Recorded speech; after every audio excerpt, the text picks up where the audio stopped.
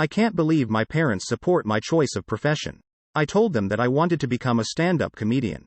They laughed at me. Today I'm going to explain a 2012 action film called Badass. Spoiler ahead, watch out and take care. Frank Vega is a decorated Vietnam War veteran who had led a difficult life. While he was fighting for his country, his girlfriend married someone else and had 2 daughters. He is unable to get a job anywhere, and ended up making a living selling hot dogs for most of his life until a hot dog van took away his customers. Frank spent much of the rest of his life as a drifter. Until one day, he beats up 2 skinhead thugs for abusive everyone on the bus and try to hit another old man. A guy recorded and uploaded to YouTube. He becomes famous on the internet and is given the nickname Badass, and is celebrated by everybody around him. People make t-shirts and graffiti with his face on it, police give him ride-alongs and he ends up on talk shows. Shout out to Bob Adamson and Brad Christensen, thank you for your support. 3 months later, Frank's mother, Juanita, passes away, leaving him her house and dog. Frank's best friend and fellow Vietnam vet, Klondike Washington, moves in with Frank and entrusts him with a USB flash drive for his late mother's safe deposit box. Klondike goes out one night for cigarettes and is murdered in a dark alley by 2 thugs, leaving Frank heartbroken. Frank meets a boy named Martin, who lives next door to Frank with his mother, Amber Lamps, and abusive father, Martin Sr. Officer Malark assures Frank that the police department are working on finding the men who killed Klondike, but after watching the news and learning that the police solved a different murder in a faster time span, Frank realizes that the police are doing little to nothing about Klondike's murder.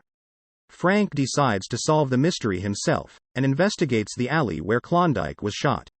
He finds a spent cartridge casing and a pendant with a woman's picture in it. Frank takes them both to a pawn shop where the shopkeeper tells him it belongs to a man named Terrence, whose wife's picture is in the pendant. After returning the pendant to Terrence's wife, he asks where Terrence is, and she tells him that he isn't home for a week.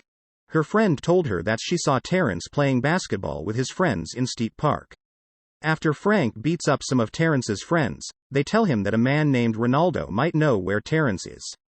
Frank goes to Ronaldo's apartment and meets his roommate, who tells Frank that Ronaldo is at a bar across town. After beating up some of the bar patrons who try to throw him out, Frank finds Ronaldo and extracts the information that Terrence is hanging out with his girlfriend. Frank finds her working at a massage parlor, but she is uncooperative, so he follows her after her shift. After breaking into her house, he finds Terrence and tortures him for information about his boss who ordered Klondike's murder by sticking Terrence's hand in the kitchen's garbage disposal. Terrence reveals that Klondike was killed by a drug lord named Panther for the flash drive he had been given earlier, which contains details of a secret project to dig oil wells in the neighborhood on behalf of Mayor Williams.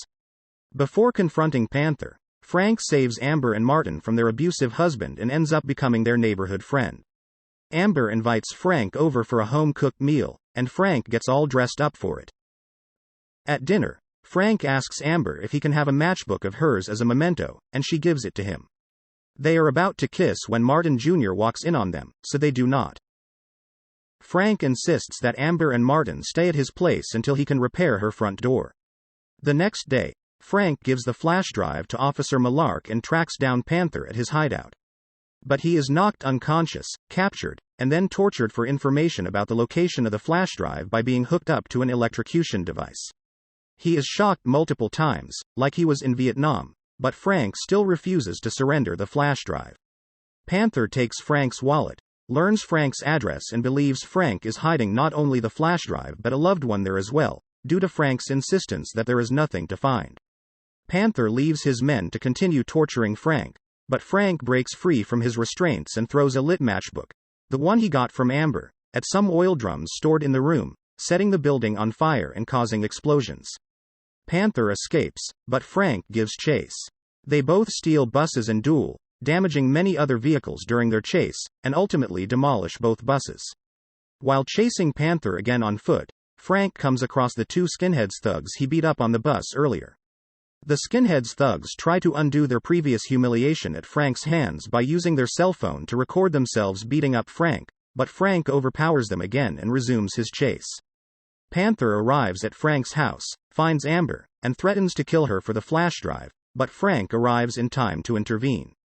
Their fight spills out into the front yard, And just as Panther is about to go after Frank again, Amber jumps on his back and slows him down enough for Frank to get up and beat Panther senseless.